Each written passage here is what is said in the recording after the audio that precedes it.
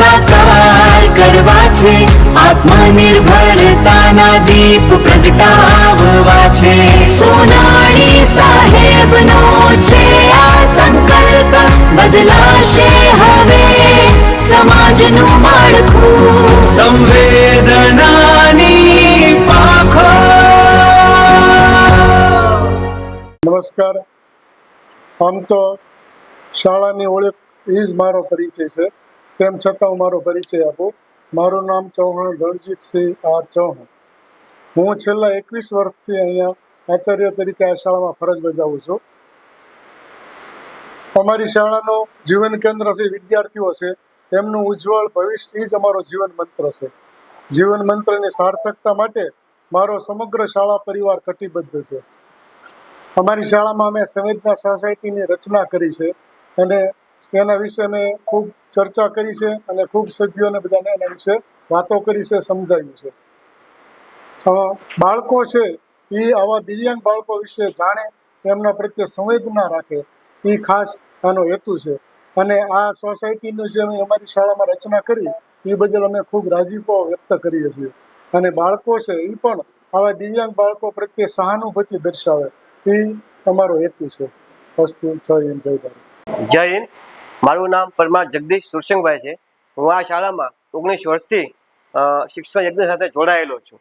હું મારી લાંબી અનુભવ યાત્રાના નિચોડ રૂપે હું ખૂબ જ સહજતાપૂર્વક સ્વીકારું છું કે તાજેતરમાં અમારી શાળામાં જે સંવેદના સોસાયટીની રચના કરવામાં આવી છે, તે સંવેદના સોસાયટીના કાર્યથી અમને જ્યારે શાળાના આચાર્યશ્રી દ્વારા અને સંવેદના સોસાયટીના સભ્યો દ્વારા વાકેફ કર્યા છે, એ સંદર્ભે મને લાગે છે કે શિક્ષણ વિશ્વમાં આ પ્રવૃત્તિઓ એક નવી સુવાસ, નવો ઉજાસ પાથરશે. બાળકોમાં અક્ષર જ્ઞાનની સાથે સાથે જીવન જ્ઞાનનું પણ ઉત્તમ વાવેતર થશે.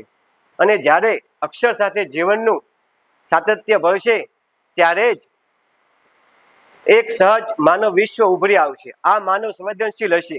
એટલું હું વ્યક્તિગત રીતે સંવેદના સોસાયટીના સ્થાપકો, વિચારકોને વંદન સહ અભિનંદન આપું છું. એક નવા વિશ્વની કલ્પનાઓ તેઓ સફળ રહે અને અમોને સહભાગી બનવા બદલ આભાર વ્યક્ત કરું છું. જય હિન્દ. નમસ્કાર. મારું નામ મોરી તુલસી પ્રતાપભાઈ છે. હું ખાંભા પ્લોટ વિસ્તાર પ્રાથમિક શાળામાં ભણું છું. પાસમાં અભ્યાસ કરું છું. અમારી શાળામાં સંવેદના સોસાયટી સમિતિની રચના કરવામાં આવેલ છે. આ બાબતે હું કશું જાણતી ન હતી, પરંતુ અમારે વર્ગ શિક્ષક જગદીશભાઈ પરમાર એકવાર અમારા વર્ગમાં સંવેદના સોસાયટીના કાર્ય વિશે વાત કરી તો મને અને અમારા વર્ગના બધા જ બાળકોને આ વાત ખૂબ જ ગમી. અમારા વર્ગ શિક્ષકે એક દિવ્યાંગ બાળકની વાત પણ કહી, ત્યારે મને આ સંવેદના સોસાયટી કાર્ય વિશે વધુ માહિતી પ્રાપ્ત થઈ. બીજું કશું હું કહી નહીં શકું, પરંતુ એટલું ચોક્કસ કહીશ કે જીવનમાં દરેક તકે મારાથી શક્ય એટલી દિવ્યાંગ લોકોને મદદ કરીને મારો માણસ તરીકેનો જન્મ છે તે હું સાર્થક કરવા પ્રયત્ન કરીશ.